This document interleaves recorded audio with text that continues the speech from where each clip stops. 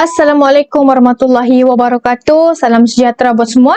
Okay, saya Fadhil Anis. Dalam video kali ini, kita akan bercerita berkenaan dengan satu topik yang cukup hangat sejak akhir-akhir ini, sejak beberapa hari ini, beberapa bulan ini, iaitu berkenaan dengan pilihan raya umum ke-15. PRU pada kali ini sebenarnya ia amat berbeza daripada PRU-PRU yang terdahulu kerana remaja kini diberi peranan sebagai salah satu orang kata ni tonggak untuk kita bersama-sama menentukan arah tuju, menentukan corak pentadbiran negara dan bukan lagi sebagai pemerhati semata-mata.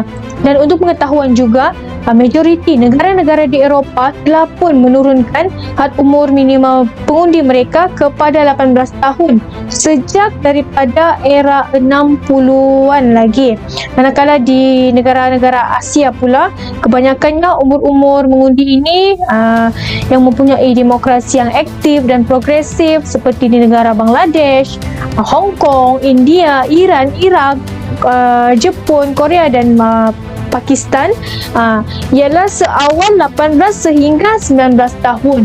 Dan sebenarnya dengan menurunkan umur pengundi ini, ia merupakan satu langkah yang baiklah, satu langkah ke hadapan untuk kita memastikan jumlah yang menentukan pemimpin negara kita ini betul-betul diwakili oleh semua peringkat umur, daripada yang muda sehingga kepada yang tua.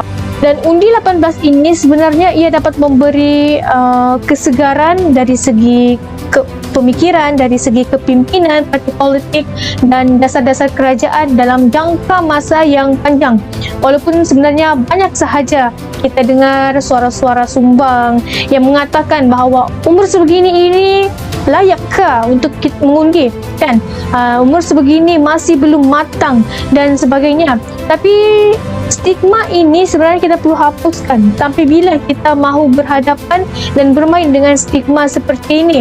Kerana kematangan seseorang itu tidak diukur dari segi usianya. Sebaliknya, ia diukur melalui penampilan dan perilaku serta cara fikirnya.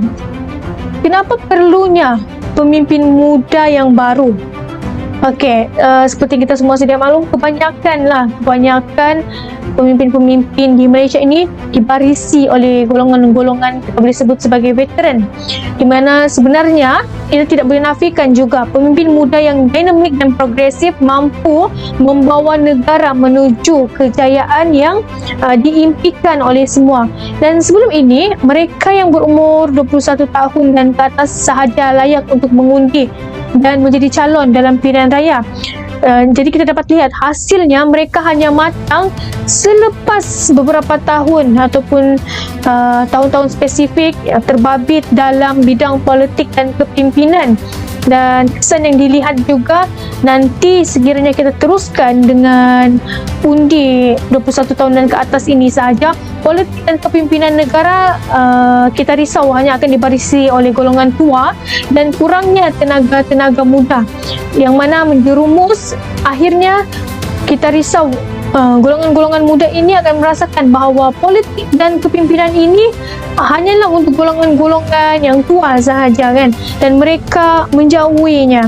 Apabila ini berlaku, sudah pasti negara akan berhadapan dengan krisis kurangnya pemimpin, kurangnya pelapis, ataupun kita satu masa nanti risau akan ketandusan pemimpin-pemimpin yang hebat dalam negara kerana kita tidak asah dari awal lagi. Namun apa yang menjadi kegusaran sekiranya mereka ini tidak diberi peluang dari sekarang, maka proses untuk kita melahirkan pemimpin-pemimpin muda sebagai pemacu politik negara, dia akan mengambil masa yang lama. Dan apabila terdapat ramai wakil golongan muda dalam arena politik ni, sebenarnya ia sudah tentulah membawa suara generasi muda ini untuk lebih didengari, dan idea-idea generasi muda yang terbaru, yang contemporary boleh dikongsi bersama dengan kepimpinan negara dalam kita mencorakkan dasar-dasar negara yang lebih berkesan untuk jangka masa yang lebih panjang. Oleh itu, saya berpendapat bahawa undi 18 ini dijangka akan meningkatkan kesedaran golongan muda mengenai pemahaman mereka berkenaan dengan isu semasa seperti pinjaman pendidikan, kos sara hidup, sosioekonomi belia dan sebagainya. Lebih baik pemahaman golongan muda terhadap isu-isu semasa ini sebenarnya lebih bijaklah pilihan yang akan dibuat oleh mereka demi masa hadapan negara. Dalam masa yang sama juga, kehadiran pengundi baru ini mampu mengubah senario politik semasa jika semua pengundi tersebut keluar mengundi semasa pilihan raya yang akan datang. Wakil rakyat dari golongan muda yang bakal membawa sinar baru kepada generasi muda dan keseluruhan rakyat Malaysia ini, kita tidak boleh nafikan mereka juga mempunyai hak. Mereka juga ada tempat yang sewajarnya yang kita perlu berikan. Dan tidak dinafikan keputusan golongan muda dalam membuat pilihan bakal dipengaruhi oleh ibu bapa, dipengaruhi oleh rakan-rakan sebaya, media dan pemimpin-pemimpin yang lain.